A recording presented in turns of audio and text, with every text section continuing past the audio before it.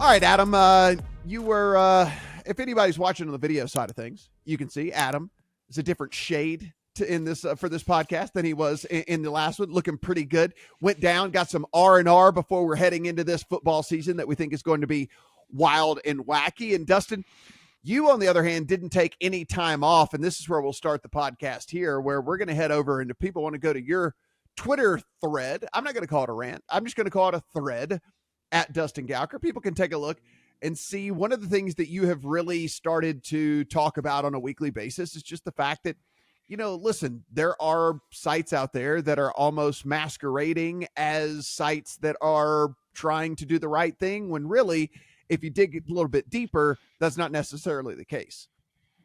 Yeah, I mean, I just take up pet projects and rant whenever I feel like it now, because I'm kind of a free agent. I do the podcast and take care of my daughter, but not a whole lot else. So I rant when I want to rant more often than usual. And yeah, right here as NFL starts and there's a lot of focus on betting and Kentucky launch and all this. There's a lot of news. There's a lot of press releases coming out. There's just a lot of focus on this, and people are not always very discerning, even this far into it, about what sources they're sharing. Obviously, share Legal Sports Report, share some of our competitors. By all means, do all of that, but take a quicker look at what's going out there and what you're sharing, because there's a lot of companies and a lot of websites out there that are pretending to care about the regulated market and are just here to send you to offshore. They'll do dozens of news stories a month about, legal sports betting is coming to Kentucky. You know where they're sending you? They're still sending you to Bovada and BetOnline and MyBookie, because they don't give two S's about what's going on in the regulated market. They only want to tell you that because it gives them authority and legitimacy that they frankly don't deserve. They're just trying to, pretend to be, they're cosplaying at being a good actor when all they're trying to do is send you offshore. And this is maybe a little less than it used to be, but it's still pretty pervasive. And I saw a couple of sites that in the last week or two where people were sharing them, and I'm like, that's an offshore affiliate who's working on, again, sending people to offshore sportsbooks, but, pretending that this is somehow connected. Legal betting has nothing to do with offshore betting, but people are using those tailwinds from like a launch in Kentucky to say, you know what? It's legal to bet in Kentucky. Here, go bet at these sites that have nothing to do with the regulated market. So I don't know. It's disingenuous at best. I'll stop at saying it's illegal, but in some places it probably violates some regulations about how you're supposed to act as a regulated media entity in any state. So there's a lot to all this, but the bottom line, I'm just asking anybody, listeners, readers, people who follow us on Twitter, take a look at what you're sharing. If you're not exactly sure what you're sharing, please take a closer look. It's very easy usually to say, look at the homepage. Is this an offshore site? Are they sending you to Bovada or somewhere else? And if they are, please don't give them an interview. Please don't, retweet them. Please don't share their content. Share content from sites like LSR that actually care and are critical of sometimes the regulated market. And that's why I started, why Adam got involved, because we think we're doing good work in this space. And please don't feed these sites that don't deserve it. Adam, a lot of kind of gaming the Google out there, as we're talking about, anything that is trendy, you can kind of make a story and headline, and as long as you rate, then you get people to the site. And then that's just the ultimate goal here. This kind of goes back to something that we've talked about a few different times. And as we head into NFL season, maybe it's a good reminder actually for everyone again, is you are about to get, here's what people are betting, here's whatever easily shareable information, but it's going to be coming from either PR people and or straight from these offshore sites. And listen, hats off to them, right? I mean, they've done a great job of doing this. I mean, they have found the beat writers who do not care. They have found the beat writers who share anything that they give them. And it works, right? They say, hey, by the way, Broncos beat writer or Jaguars beat writer, here's the percentage of people betting whatever this week, and here's whatever. And then they just go in and boom, and they get the free promotion and the free advertising. So probably as we head in NFL, just a good reminder about that as well. I've been thinking a lot about this lately with the beginning of NFL season and with consuming a lot of content from creators who I think have a place in the legal market and have more of a legacy place in the offshore market. And it often gets tossed at people like Dustin and people like me that, well, you're just shills for the regulated market because you do business with some of these places. And I understand where the perception comes from. However, it's just simply not true. Like the idea that is why we say the things we do is straight up false. And when we talk about a launch in Kentucky or a launch in any state in particular, we're talking about a group of people who have not previously been exposed to legal sports betting, who now have the opportunity to be involved in a regulated market that gives them consumer protections, that lets them wager with funds that are not crypto, are not at risk of being run away with by someone. And the criticisms often come from those who have been in this game for a long time, for those who probably have worked in offshore at some point, for those who have outs in offshore as professional bettors or semi-professional bettors or whatever the case might be. And I understand where that comes from. And to those people, I would say you can have yours, and there can be a regulated market, and both can exist. Both can be just fine in what they are. And I understand where the idea is that, you say, well, I'm getting a better price offshore, or I have better limits offshore, or I don't have Yeah, well, we've talked about it 100 times about the regulatory and financial concerns that offshores have that do not have that the legal market does. And that's why they can offer this. And that's why they're using the tailwinds of those who are participating in the regulated legal market, who are paying the costs, who are going through the regulatory hoops to try to build their business. And that's where the problem is. That is where we call out and say, this isn't right. This shouldn't be this way. You shouldn't be able to be a Bovada, MyBookie, or anybody else in that area and be able to take advantage of what is going on in the legal market to promote your business. We're not saying that the offshore business doesn't have a place for certain people.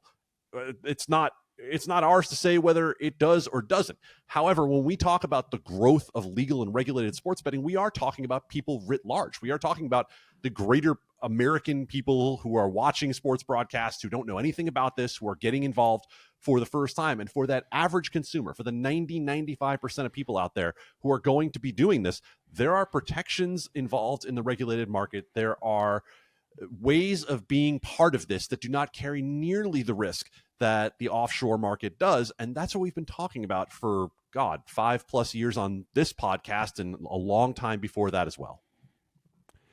So I think a good rule of thumb here, Adam and Dustin, if whatever site you're going to doesn't end in .com, see little spinny that's dots.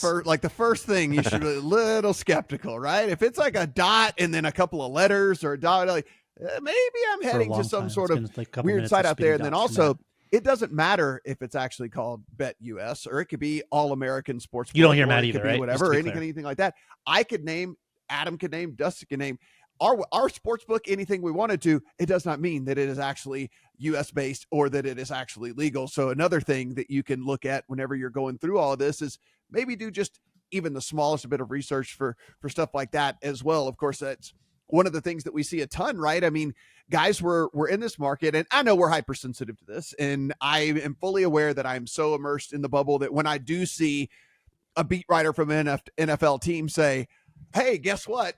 68% of the people are betting on our opponent, blah, blah, blah. And then it's like, according to, and then I'm like, oh God, here it is. And it's like, according to, whatever it is. And so that being said, that information is available for any of the legal books out there as well. Certainly you could, you could get into those. One, they should probably do a better outreach with all of that stuff, but certainly you can find out that information in 2 seconds without having to kind of go and use one of these other books that are out there. And so I'm going to hope that, Dustin, now that this is kind of a crusade and a mission for you, when you see these beat writers out there that are in fact using, all of this other stuff, maybe you'll call them out. I mean, listen, you got a little bit more free reign over there on now that it's the X, right? I mean, now that it's the X, you can do whatever you want to over there. Yeah, sometimes I try to reach out to these people on Twitter or email or what have you. I know the American Gaming Association actually tries to work with folks as well to try to educate them that, yeah, you don't have to do this. Yes, they're in your inbox, but there are plenty of sources for this information, from PR people at regulated sportsbooks, us, people who are in the content industry will help you out. You don't have to just rely on this Bovada or Bet Online person that's been in your inbox for 20 years. And you should be, should be doing more to interrogate this information that you're getting about betting. Just a few more footnotes to all of this. Another thing that I'm on about now is there's some mainstream media sites outside of the gambling industry that are promoting offshore casinos in major markets across the country. Dallas Morning News, Albany Times Union, the capital of New York. Like these papers are also doing it as well, and it's kind of I look at it and I'm like, it kind of makes me sad for, again, Adam and I are newspaper guys too. Like we've done this stuff, and it's like, I couldn't imagine this stuff happening when I was actually at a newspaper, and now to see offshore, here's the top 10 offshore casinos or legal casinos. They don't say it as offshore casinos. They just do that. And the last one is, man, right as NFL starting, I'm seeing so much bad betting information. I don't know about you guys. Like just this morning, I'm seeing like 25-year trends that people are using to bet. Like, oh, here's this Colts trend that started in 2002. Like you can ask. Hang in there, Matt. Adam knows how much I love. Adam knows how much I love trends. I know. Adam knows how much I love trends. I mean, let me tell you. Oh God. Yeah. Whoo. Oh. I am not trends guy. Oh boy! I thought he was going to explode. Yeah, it was happening. Blood was starting to boil. I felt the hair on my arm standing up. Like it was about to go down. There's no doubt about that. But Adam, I mean, to kind of put a bow on this though, for real, like there is this information is out there from all the sports. I mean, like if you want to, you can go in. I mean, I get daily emails from DraftKings, FanDuel, whatever. Like they're giving me the information. It's sitting right there for me. I understand it's not like already pre-written out for you, because like that's the smart thing that these offshores were doing. They were making it to where there was no work whatsoever. It was just copy and paste, right? They wrote the whole tweet for you, and people were so lazy that they were literally just going in, copy and pasting and putting it in there. If you do literally 30 seconds, if you open the email 30 seconds, you can do your own work with all of this, and information's there. And let's just be better about all this. So I will empathize for a second with Dustin, with you, with anybody who has ever had to write about sports for a living. I understand that the demands of content get to be exponential today with not a whole lot more pay. And hey, a lot of people are lucky to just have a full-time job doing this. And so I understand that you're being asked to do a lot more. And it's really easy to just take something out of a press release and pop it onto Twitter or to put it into a story. And when someone presents it in an easy way for you, then sure, I get it.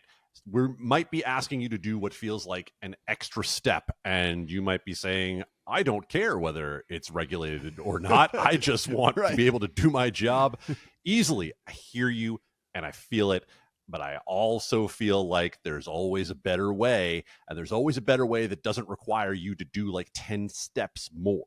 Like LSR itself has an odds tab. You can go into the odds tab on our website, and everything you see under those odds will be legal.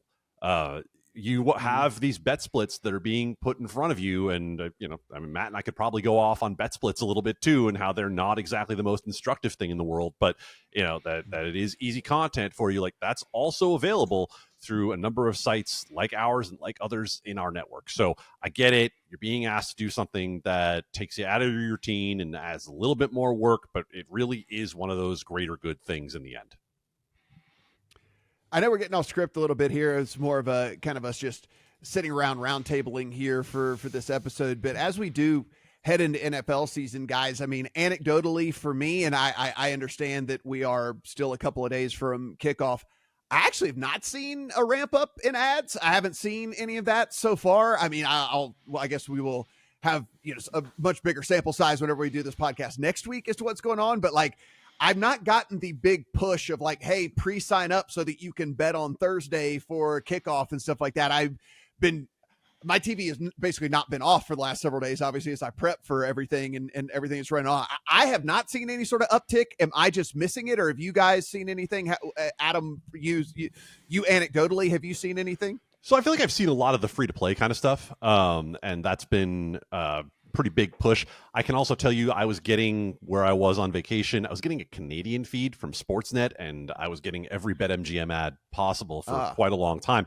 But to your point, we actually do have a story up at LSR right now talking about how ad impressions overall are up. I'm wondering if they're more targeted. I'm wondering if they're not coming into the markets Right. that we're in more regularly. And maybe that has something to do with why there's been some growth in the numbers, even while we necessarily haven't seen the same blitz.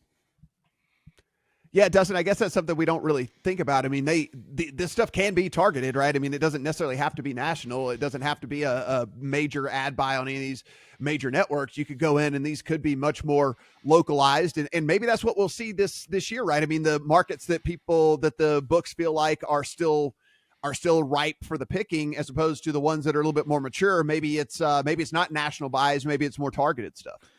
Yeah, I mean, there's a lot to this. We saw the story that Adam ran at LSR last week about like targeting a different audiences, right? Like Friends and syndicated shows. Like that's maybe more bang for your buck in an ROI situation right now than spending to be on a football game. So there's that part of the dynamic. We did see MGM dropped its latest Jamie Foxx commercial, at least for people to consume. We assume we'll see that a fair amount over there. The other part is there's no launch right now. Like it feels like we've had like a lot of launches right around NFL season, or trying to capture that market for the first time. We do have that dynamic with Ohio and Massachusetts going through their first NFL season, but it does I would say anecdotally I've seen a little less, but once the actual games start, I would imagine we're going to see a lot of this. We're going to see a lot more of MGM, FanDuel, Caesars, DraftKings, and all of them. Maybe it's a little less than usual, but I mean at this point, if you're watching NFL games, you probably know about FanDuel and DraftKings. Like, is that really a good spend of the marketing dollar at this point? Yeah, that's kind of what's going to be my follow-up to you, Adam. It's like, I wonder if we've entered kind of that phase where, the big national spends during the football games and stuff. It's kind of like, I mean, at this point, few years mature. Certainly we had all the big push during the DFS time as well. If you're watching Thursday Night Football, or you're watching Monday Night Football or Sunday Night Football, and you are not aware of DraftKings and FanDuel, then I don't know. It seems like about 90% of the people probably are. So maybe it's just not the best way to spend your money at this point. I was actually just having a conversation offline yesterday with our friend Eric Ramsey about this, and saying that with Fanatics now launching and having worked on a product from the ground for quite a while now, and with ESPN Bet about to come into the market, and Penn has put together a new product, we have no idea if it'll be any good in the end. I have some confidence with Fanatics, with Matt King over there, having built what he did at FanDuel. I ultimately feel like this year is going to be the first real test of product. I think this is the first time we're going to see questions when it comes to, can product help retain if you don't see the same kind of marketing spend, right? Or will the marketing spend be like we saw that quick little pivot from FanDuel a couple of years ago, where everything all of a sudden was about cash out speed, right? We heard just a little bit about that when it came to how they dealt with what was in the messaging of their advertising. So I'll be very curious to see how a lot of that looks. Is it going to be just big, splashy, here's Jamie Foxx or Matt for you, here's JB Smoove or whoever it might be? Like, is it going to be all of that, just try to build a good brand? Or do we feel like at some point that the pivot is going to be like, hey, here's why you should stay with us, as opposed to here's why you should come with us, especially if you're FanDuel or DraftKings?